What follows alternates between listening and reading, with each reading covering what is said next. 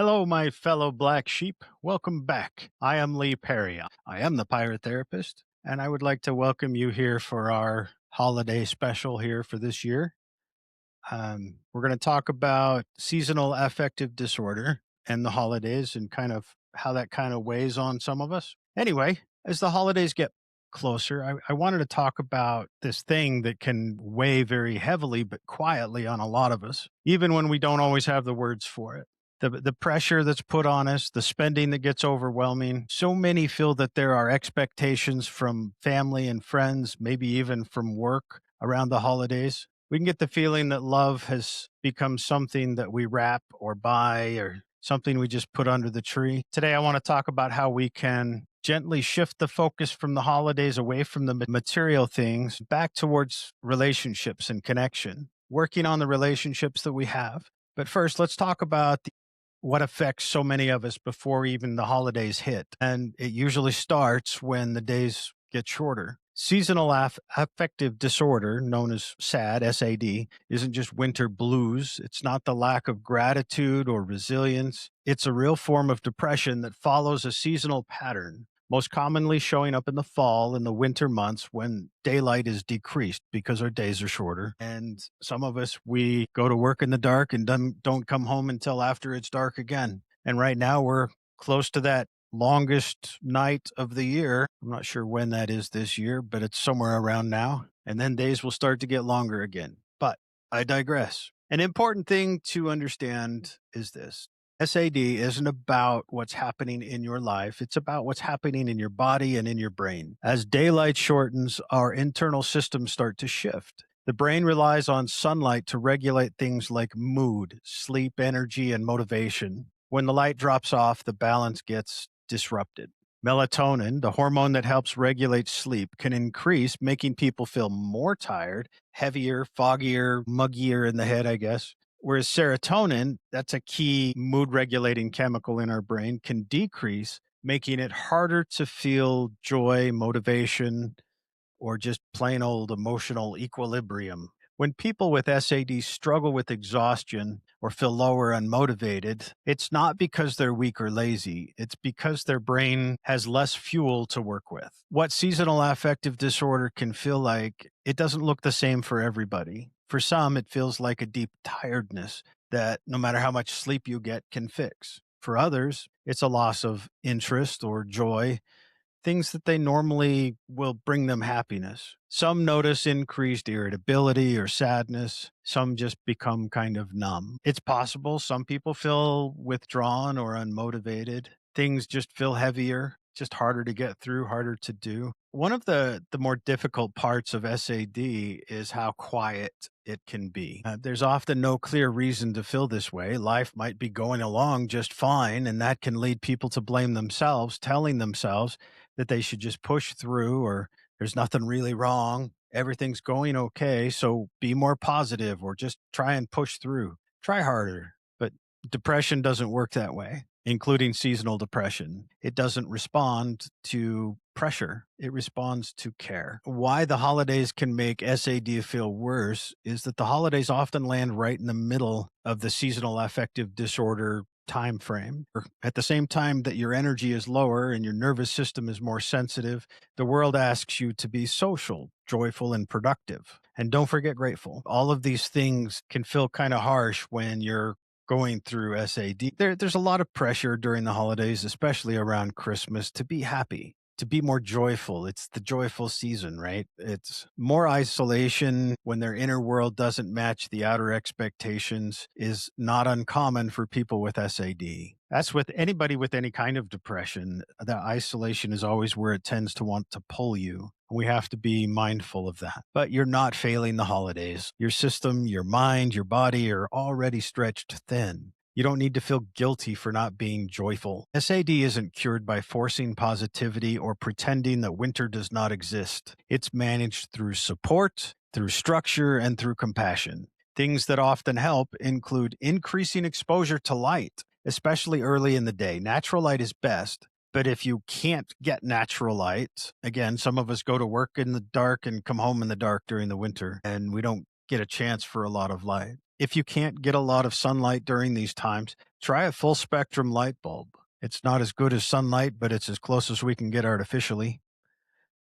Anyway, maintain some gentle routines when your motivation is low. Try to reduce the self judgment. It's okay to prioritize sleep, just do so without oversleeping. You may want more, but try to keep it to a healthy level. It is very possible to sleep too much, and that's not good for us. Staying connected with friends and family, even when isolating is tempting. Depression, whether because of SAD or other types of depression, makes us want to pull away and isolate. And isolation feeds depression, and your depression gets worse. If it feels like it's overwhelming and too much, just seek a professional support when symptoms are that bad. If you feel like you can't handle it and it's too much, reach out to a professional. See if you can find someone to talk to and help you get through this time. You don't need to go through it alone. And just as important as any strategy, we can try and shift our perspective. This season isn't about driving at full speed until we collapse. It's going to be more enjoyable and survivable if we move through the season at a controlled pace with while paying attention and giving care to what we're doing. So let's move into the actual holiday stress that so many of us have even without SAD. This gets worse when we struggle with SAD and are prone to the regular stressors of the holiday season. So for many people, the holidays don't feel simple anymore. They feel expensive or emotionally loaded. Perhaps our families seem full of unspoken, perhaps spoken expectations. We're told this is the season of joy, but for a lot of people, it becomes a season of comparison. Who spent the most money?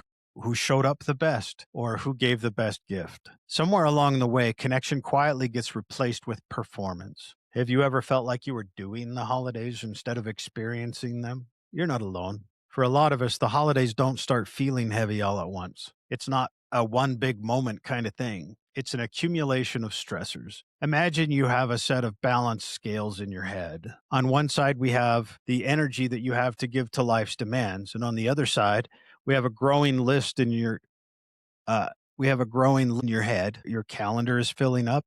The money that you're spending, they often come at a cost of the time that we have on the other side of the scale. They come at a cost of the time to recharge ourselves and get that energy back, which helps us to accomplish these things, thus making the other side of the scale lighter, the side with the energy, and throwing more and more on the other side of the scale with the expectations. And that just gets the balance more and more out of whack. Somewhere between the decorations and the invitations, the season that's supposed to feel joyful can feel expensive and exhausting. It can be emotionally and financially draining. The pressure creeps in more and more as we take away from the often limited already energy supply on the one side of the scale and pile it on the other. Putting expectations on ourselves is something that most of us do, but the pressure is more during the holidays. Pressure to show love the right way, pressure to make things feel magical, thinking that I can ignore somehow how low I feel for a moment. Perhaps pressure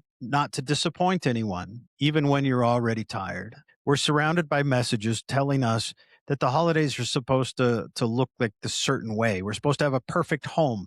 We're supposed to give thoughtful gifts, big smiles, full tables. We're supposed to be close as a family. And when our real lives don't match that picture, it can leave us feeling like we're already behind. So we try to compensate by buying more or maybe planning harder to make things bigger to drown out the feelings of being less or not being good enough. We continue to stretch ourselves thinner and thinner. It's not because we're materialistic necessarily, but because we're trying to communicate love and care in a culture that measures love through output.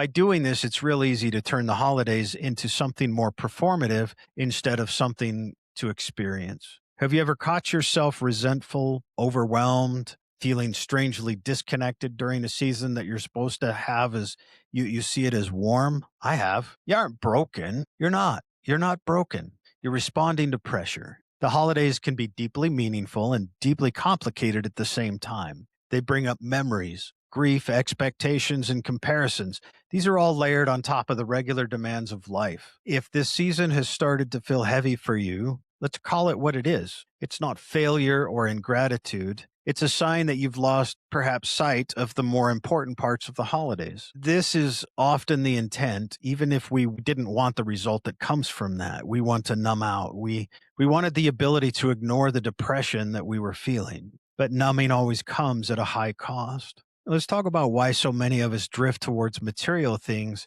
that we're actually when what we're actually longing for is a relationship and a connection. So let me say this: gifts are not bad. They're often how we try to show that we care in a world or when words feel inadequate or time feels scarce. Buying something can feel easier than slowing down and most definitely safer than being vulnerable. Maybe cleaner than navigating some complicated emotions that we might be having. Material things give us socially acceptable script at a minimal cost. Giving gifts gives us something concrete to do. It's a checklist, a receipt. It gives us a sense of completion. Connection, on the other hand, asks us to be present and attentive to the relationships around us. Presence is harder, especially when relationships are messy, strained, or tender. So if this season is felt transactional instead of relational, that doesn't mean you're shallow. It means you're human. So, allow me to welcome you to your humanity. If so many of us are craving connection during the holidays, why do we so often end up focused on material things instead?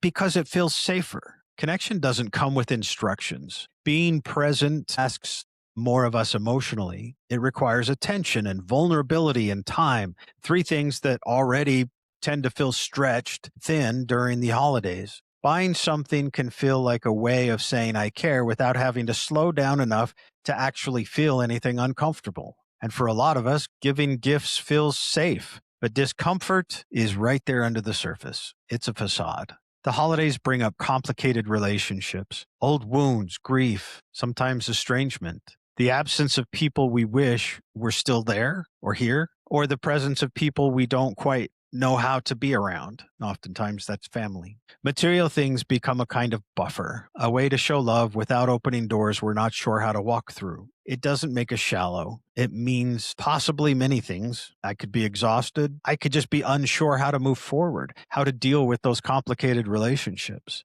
There's also the reality that many of us were taught, explicitly or implicitly, that love is proven through effort that you can see, through spending or doing more. So when we're unsure how to connect, we default to what is visible and measurable. Did I buy enough gifts? Did I spend enough money? Did I do enough to be worthy, I guess? Those questions feel easier than asking, did I help anyone feel seen? And that's what we kind of want. There's another layer to this. In a culture that's constantly telling us we're not doing enough, buying something can feel like control, like certainty, like at least I got this part right. Presence does not offer that guarantee. You can show up and still feel awkward. You can listen and not know what to say. You can try and connect and feel clumsy or exposed. But connection isn't meant to be polished, it's meant to be real. So if you found yourself leaning into gifts, decorations, or spending this season, pause before judging that instinct. Ask instead, what might I be trying to protect myself from? Or what kind of connection am I actually longing for underneath this? So let's talk about what connection looks like. When we strip away the pressure to impress and focus on being present instead. Connection doesn't require grand gestures. It lives in attention. Trying to sit with someone without multitasking. Try asking questions and not pressuring them or yourself. Just let the answers be what they are. You can try talking about your shared experiences. You don't need to talk about your schedule. Maybe don't worry about the photo and focus on creating an experience in that moment. Create an event that is genuine, something that you both remember instead of needing a photograph to remember. Connection is built when people feel seen, not impressed, and that kind of connection costs time, not money. When we talk about making the holidays about connection, it can sound vague or even overwhelming. If connection is not about gifts or perfect moments, then what is it actually supposed to look like? The answer is simpler than we tend to want to make it. Connection is not about intensity, it's about presence and sincerity. That connection is best when people feel seen and heard. It's the feeling that someone is with you, not distracted, not performing, not rushing ahead to the next thing. Connection shows up in small and remarkable ways that don't always photograph well. but pictures are nice. I'm not trying to put down pictures. It looks like sitting at a table for a few minutes longer instead of jumping up to clean. It can look like putting your phone down when someone starts telling a story. It can look like listening without correcting or fixing or rushing to respond, just hearing them and letting things be as they are. Connection is built when people feel safe enough to be themselves, not impressive or cheerful necessarily, not holiday ready, just real, genuine, sincere. Connection doesn't require everyone to be happy at the same time. Some of the deepest connection happens when someone says, "This season has been particularly hard for me." And when someone else says, "I'm here." Not fixing, not being disingenuously positive, just being present and attentive, letting them know you're there, you're hearing them. Connection also doesn't mean constant togetherness. Sometimes it looks like a quiet while knowing that you're both there together, you're there for each other without the pressure to talk. Letting someone step away without guilt and respecting boundaries without taking those personally when they leave. It's still connection because it's rooted in care. And often connection is about remembering that the people around us are more than the roles they play during the holidays. People don't always want to be seen as hosts or parents or guests or problem solvers. They want to be seen as people. They have inner worlds, they have hopes and hurts and histories that don't disappear every December. When we slow down enough to see that, even briefly, the holidays start to feel less like a performance and more like a shared human moment. Now, I'd like to share some practical ways to create more of those moments without adding pressure or completely changing your traditions. So, here's some gentle ways to help bring the holidays back to relationships without blowing up the traditions or adding stress. If connection is what we're aiming for, the next question would be, okay, how do we actually do that? This can be a tough question, especially when traditions already exist and expectations are already set. And everyone's already tired because everyone's tired this time of year for many reasons. So I'll try and keep this grounded. Shifting the focus of the holidays does not mean canceling everything, refusing all gifts, or turning the season into a statement. It means making small, intentional choices that can lead to you being present with people. One of the most powerful shifts you can make is setting gentle boundaries around spending. It's not a moral stance, but a form of care. It can help make the focus be more on being present instead of slipping into the easy trap of only giving gifts without the connection. Spending limits can also reduce resentment. They lower emotional temperature of the season. You might decide to scale back gifts, suggest drawing names, or agree that a shared time matters more than things this year. It's okay if that feels awkward at first. A lot of meaningful boundaries do feel awkward in the beginning. Another way to shift the focus is by creating moments instead of objects. Shared experiences don't have to be big or expensive. They can be as simple as a walk. Try building a snowman with each other, or just sitting down and having a game night. Try cooking together, or sitting together and reading books, putting a puzzle together. These don't require a lot of money, but they do help you to improve your closeness with somebody else. These moments invite connection because they don't require anyone to perform. People just need to show up undistractedly. Storytelling is another powerful tool. Invite people to share memories, favorite holidays, funny moments, the hard years they've survived. This helps everyone feel more human and less alone, especially when they feel heard in these stories. Stories remind us that connection comes from being known, not from being impressive. It also helps to simplify where you can. There are always more parties to attend or people that we want to visit, but maybe try fewer, more meaningful events. Reduce the pressure to be everywhere this season. Saying no to one thing can make room for a deeper connection in another. Try to give yourself permission to opt out of traditions that no longer serve those relationships. Traditions should support the connections, not drain them. Letting go doesn't mean you don't care. It means you care enough to choose what actually nourishes you and the people that you love. Don't make a goal to create a perfect holiday. Try making a goal to make each event and relationship that you do give your time to be more meaningful and mentally present. Try to help the people you care about to feel seen and heard. I like to talk about what to do when connection feels complicated, when relationships are strained, distant, or tender this time of year. Okay. So, not every relationship feels safe. Sometimes people have complicated relationships with family members, and this can be really difficult or overwhelming sometimes. So, let's focus on that for a minute. Sometimes connection means honoring boundaries. This is where being a lighthouse can come in handy. And by that, I mean, don't chase those relationships, but keep the light on so the people know you care. Send them a text once in a while or leave them a message. That's being the light, that's keeping the light on, and just let them know you care without pressuring them. Don't pressure them for time when it's going to lead to more hurt feelings. Instead, let them know that you care and would like to talk, then back away. You leave them in control of the next step. Honoring boundaries, choosing calm over conflict, being present without overexposing yourself. Remember, the connection should nourish you, not drain you. Focusing on connection during the holidays doesn't mean forcing closeness where there is hurt. Not every relationship is safe. Not every gathering is welcoming. Why put yourself in this situation? Not every version of togetherness is healthy. A tradition of getting together for the holidays is not a good reason to get together if it's going to lead to more pain and hurt. For some people, the holidays bring strained family dynamics, unresolved conflict, and relationships that require a lot of emotional labor just to survive the room. If that's your reality, choosing connection doesn't mean ignoring your limits or pushing yourself past your capacity. If the tradition is important to you, maybe don't wait until you get together for that event to try and resolve the hurt. Sometimes connection looks like honoring boundaries, choosing shorter visits, perhaps, maybe stepping outside for a breather once in a while, taking a time out. Here's one that I like. Decide ahead of time what you will and what you won't engage in. What are your boundaries? That's not avoidance, that's self respect. You don't need to make a scene if your boundaries are crossed. Just quietly excuse yourself and exit the situation. Connection can look like staying regulated instead of being reactive, choosing calm over confrontation, protecting your mental well being rather than proving a point.